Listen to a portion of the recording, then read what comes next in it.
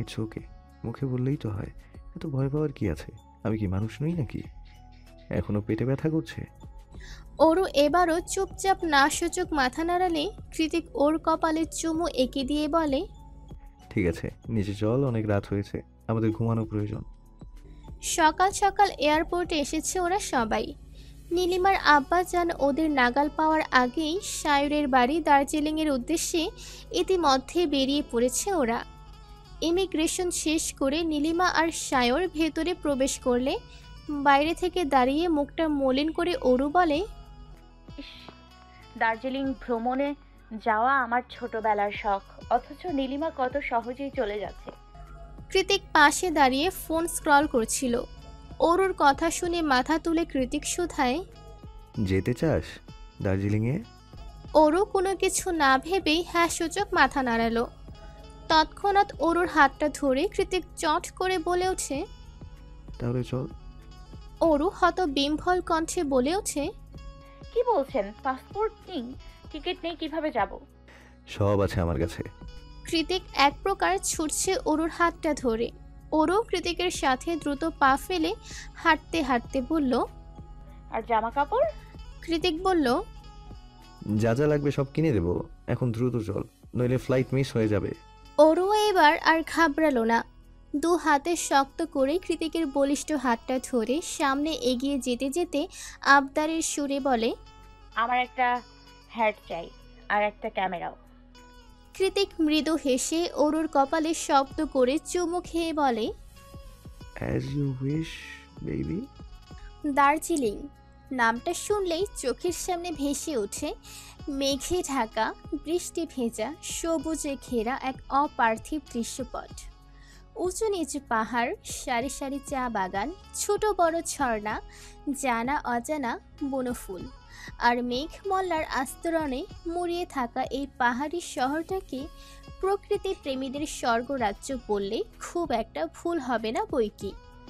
দার্জিলিংয়ের আরও একটি প্রধান আকর্ষণ হলো ব্রিটিশ আমলের তৈরি সেই ৮০-র দশকের কয়লা চালিত টয় ট্রেন।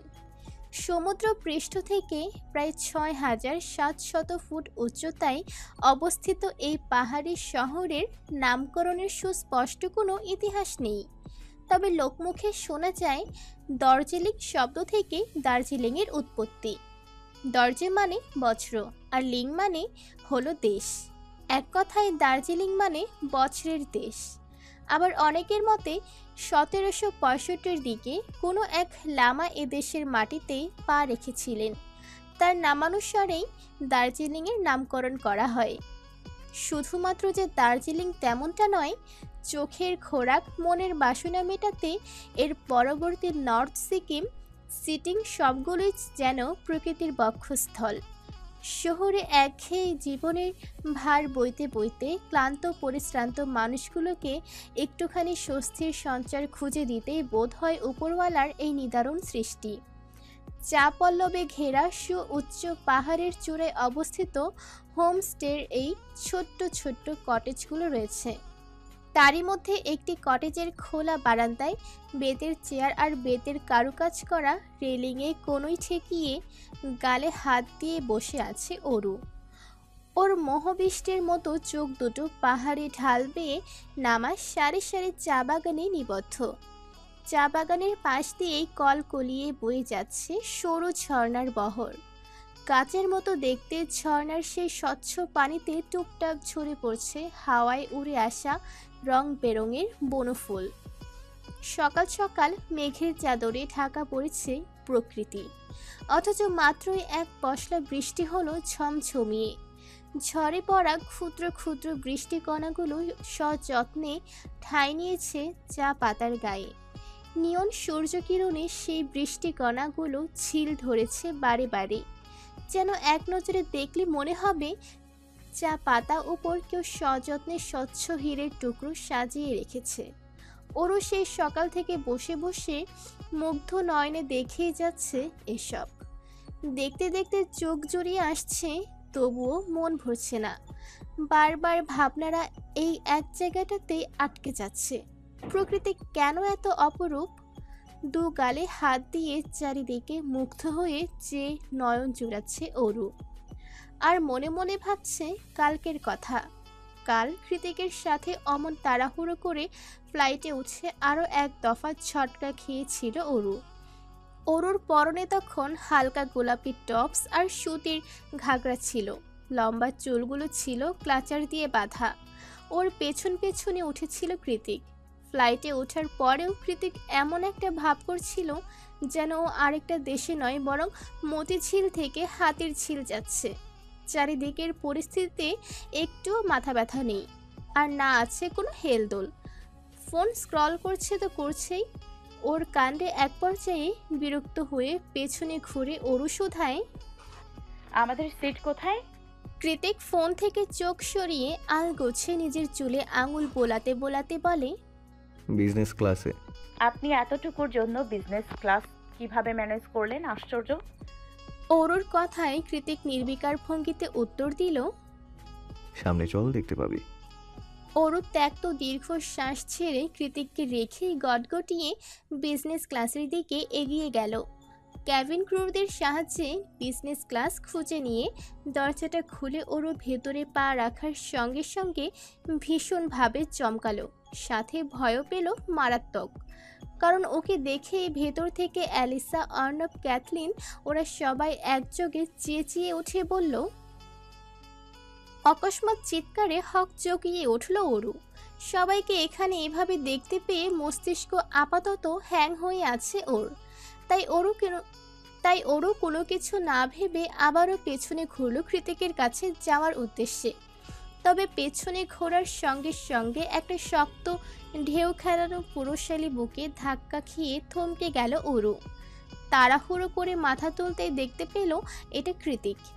পরনে নেভি ব্লু হুডি আর ব্ল্যাক ওভারসাইজ ডেনিম। সামনের চুলগুলোকে সামলাতে মাথায় আটকানো কালো টুপি, আর ঠোঁটের কোণে লেগে আছে এক রহস্যময় হাসি। অরু ধরতে পারল না কৃতিকের এই হাসির আসল কারণ। অগত্যা চোখ বড় বড় করে বিস্ময়ে কৃতিকের মুখের দিকে তাকিয়ে রইল অবুঝের মতো। কৃতিক ওর রহস্যময় হাসির অবসান ঘটিয়ে কাঁধ বাঁকিয়ে অরুর চোখে চোখ রেখে শান্ত স্বরে বলল, happy first honeymoon journey baby. কৃতিকের কথাতে অরুর চোয়াল ছুলে যাওয়ার উপক্রম। এমন একটা আকস্মিক ঘটনায় আপনা আপনি ওর দুহাত চলে গেল নিজের মুখের উপর।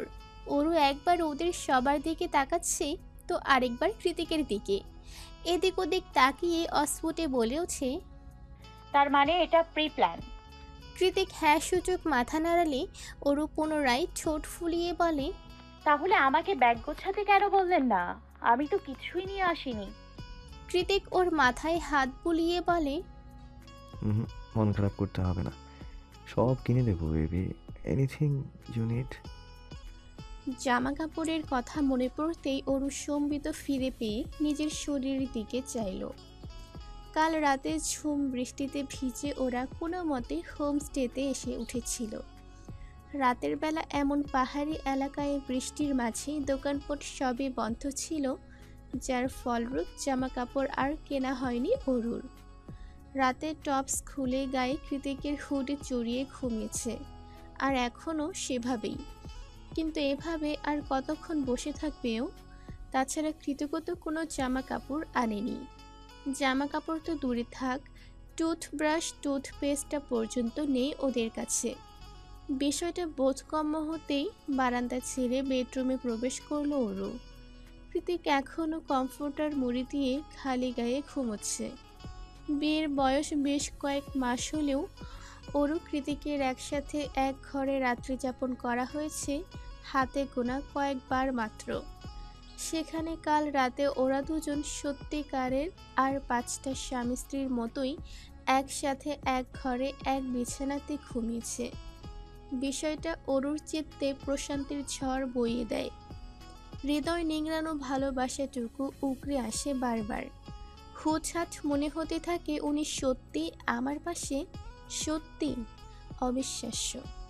ওরও যে কয়েকদিনই কৃতিকের সাথে ঘুমিয়েছে, ও খেয়াল করেছে কৃতিক সবসময় উপর হয়ে ঘুমায়। ওর চওড়া পুরুষালী পৃষ্ঠদেশ কখনোই কমফোর্টারের আড়ালে ঢাকা পড়ে না। বিষয়টা বরাবরই অরুর আকর্ষণ কেড়ে নিতে সক্ষম। এই লোক ঘুমের মাঝেও ম্যানলি আচরণ করে।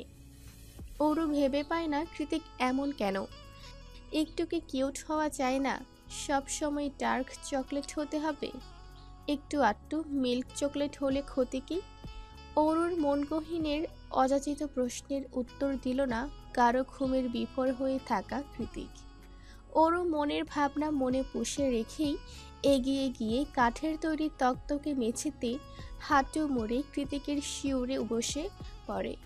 এরপর হাত বাড়িয়ে ওর ঘাড় ছুঁই ছুঁই এলোমেলো চুলগুলোতে নিজের নরম তুলতুলে আঙুল চালাতে চালাতে আনমনে বলে ওঠে, আমার কেন যেন বিশ্বাস হচ্ছে না আপনি আমার এতটা কাছে। আপনি কি সত্যিই সেই জায়ান্ট কৃত্তিক যার বিছানায় ভুল করে ঘুমিয়েছিলাম বলে আমাকে চোখ দিয়েই ভস্ম করে দিয়েছিলেন? আপনি কি সেই জায়ান্ট কৃত্তিক যার সামনে একটু আওয়াজ করে কেঁদেছিলাম বলে আমাকে কনকনে ঠান্ডার মাঝে বাইরে বের করে দিয়েছিলেন? আমার তো এখনো সেই শুরু থেকে এই পর্যন্ত চোখ বন্ধ করলে মনে হয় সবটা স্বপ্ন। এত ভালোবাসা, এত আবেগ, আপনার এই অতিরিক্ত আসক্তি, সবকিছু আমার মতিভ্রম মনে হয় মাঝে মাঝেই, যেন এক্ষুনি ভ্রম কেটে যাবে আমার। আর আপনিও আমাকে রেখে হারিয়ে যাবেন সেই সুদূর ক্যালিফোর্নিয়ায়। দিন যাবে, মাস যাবে, বছর যাবে, আপনার দেখা আর আমি পাবো না সেই আগের মতো। ওর মুখে শুধু নামটাই শুনবো আপনার, কৃত্তিক কুঞ্জের ছোট সাহেব জায়ান কৃত্তিক চৌধুরী। কিন্তু এবার তো আমি আর সহ্য করতে পারবো না সেই দহন। বলুন, সত্যি বলছি, তেমনটা হলে আমি মরেই যাব। কারণ কৃত্তিক কুঞ্জের ছোট সাহেব তো কেবল কৃত্তিক কুঞ্জেরই মালিক নয়, আমার মন প্রাণ আত্মা সব কিছুর দখলদারিও যে একমাত্র তার।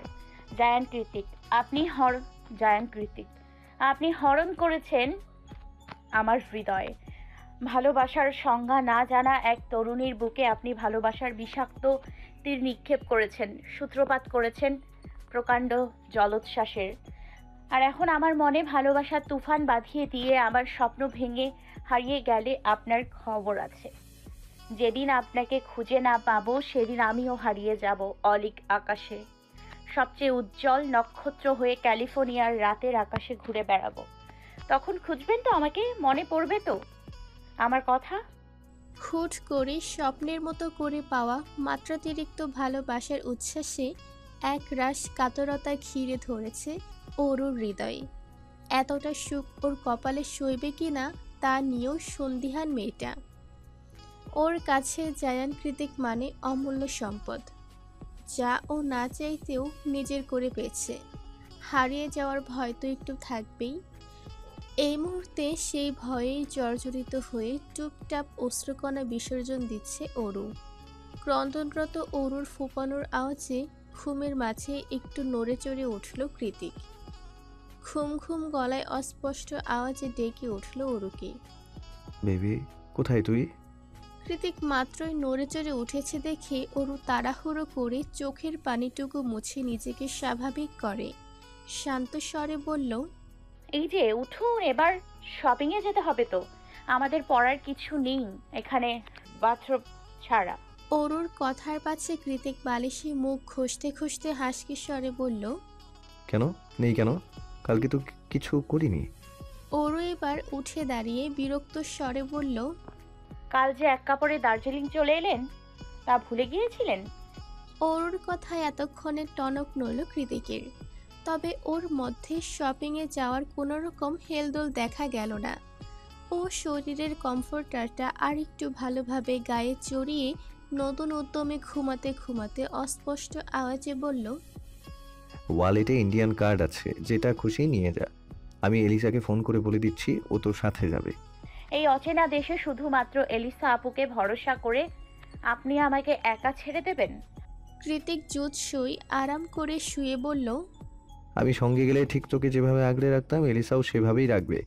I believe in her. এখন যা তো, ঘুমাতে দে, নয়তো রাইড করতে পারবো না।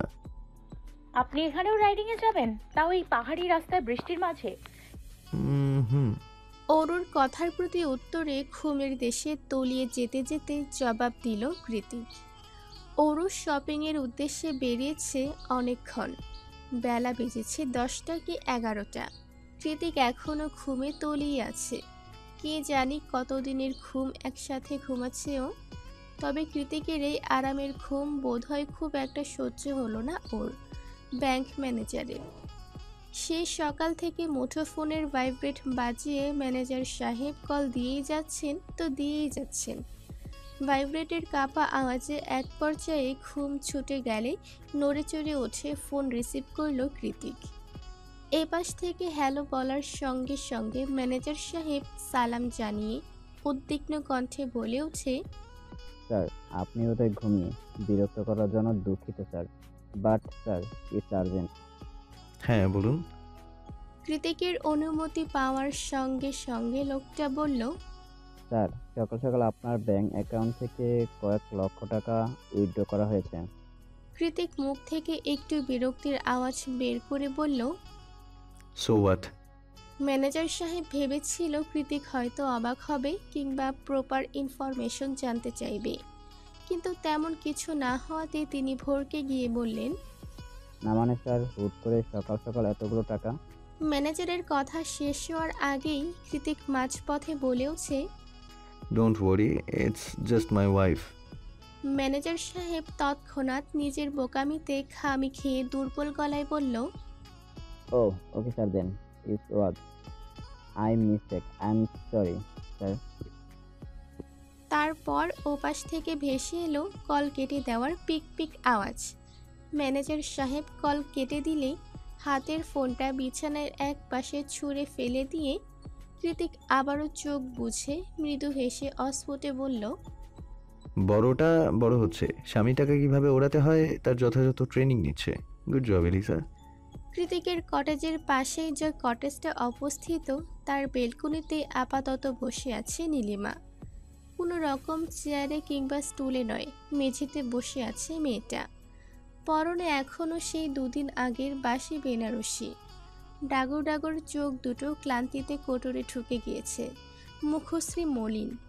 সেই মলিন মুখে নিষ্প্রভ চোখে বাইরে তাকিয়ে আছে নীলিমা। বক্ষপিঞ্জর থেকে ক্রমাগত উপড়ে আসছে চাপা দীর্ঘশ্বাস। নীলিমা যখন ওর জীবনের সাথে ঘটে যাওয়া চাঞ্চল্যকর ঘটনাগুলো ভেবে ভারী দীর্ঘশ্বাস ছাড়ল, ঠিক সে সময় রুমে প্রবেশ করে সায়র। সায়রের চোখ মুখ ভীষণ গম্ভীর, সব সময়ের চঞ্চল হাসি খুশি ঠান্ডা মস্তিষ্কের সায়র সত্তাটা হুট করে কাল থেকে কেমন উধাও। সায়রের হাতে কিছু শপিং ব্যাগ ছিল, ও সেগুলোকে নীলিমার সামনে ধরে গম্ভীর গলায় বলল, চেঞ্জ করে নাও। নীলিমা ঝগড়া করার অবস্থায় নেই। তাছাড়া সায়রের চোখ মুখ দেখেও মনে হচ্ছে না যে ও ঝগড়া করতে ইচ্ছুক। তার উপরে দুদিন ধরে এক কাপড়ে থাকার দরুন শরীরটাও কেমন কুটকুট করছে। তাই উপায়ন্তর না পেয়ে প্যাকেটগুলো হাতে নিল নীলিমা। আসলে গতকাল ওরও বেশ কিছু জামাকাপড় দিয়েছিল নীলিমাকে, কিন্তু অরুর তুলনায় নীলিমা একটু গোলুমলু আর লম্বা হওয়ায় সেগুলো নীলিমার হয়নি। কারণ অরু বেশিরভাগই লং স্কার্ট আর টপস পরে, আর না তখন জামা কাপড় নিয়ে ওর কোনো রকম খেয়াল ছিল। অগত্যা এক কাপড়েই এক দেশ থেকে পাড়ি দিয়ে আরেক দেশে চলে আসতে হলো নীলিমাকে। নীলিমা কাপড় নিয়ে ওয়াশরুমে ঢুকে গেলে সায়র গিয়ে বারান্দায় দাঁড়ালো। বারান্দার রেলিংয়ে দু হাত ভর করে দাঁড়িয়ে চারিদিকে চোখ বোলাতেই বুক চিরে এক ফালে তপ্ত দীর্ঘশ্বাস বেরিয়ে এলো সায়রের। এটা মূলত সায়রের হোমস্টে, শুধু একটা নয়, দার্জিলিং সিটিং মিলিয়ে বেশ কয়েকটা হোমস্টে রয়েছে সায়রের। সবগুলোই সায়রের বাঙালি ম্যানেজারের দায়িত্ব নিয়ে দেখাশোনা করেন। সায়রের পৈতৃক নিবাস দার্জিলিংয়ে, তবে পূর্বপুরুষ আর বন্ধুমহল বাংলাদেশি হওয়ায় বাংলাটা ওর ভালোই আয়ত্তে। সায়রের বাবা মা নেই, বাড়িতে কাকা জ্যাঠা দূর সম্পর্কের আত্মীয় স্বজন যারা রয়েছেন তাদের সাথেও সায়রের একেবারে যোগাযোগ নেই বললেই চলে। এক কথায় বলা যায় পুরো পৃথিবীতে একটা নীলিমা আর একটা শক্ত ভিতের মতো বন্ধুমহল ছাড়া সায়রের আপন বলে কেউ নেই। তাই তো নিজের শহরে ফিরে নতুন বউ আর বন্ধুদের নিয়ে নিজের সবচেয়ে পছন্দের হোমস্টেতেই উঠেছে সায়র। এখন শুধু অপেক্ষার পালা। সায়রের নববিবাহিতা রাগিনী সব কিছুর জন্য সায়রকে আদৌ ক্ষমা করে মেনে নেবে, নাকি মা বাবার মতো সেও তার নিজস্ব পথ বেছে নিয়ে সায়রকে একা করে দিয়ে চলে যাবে?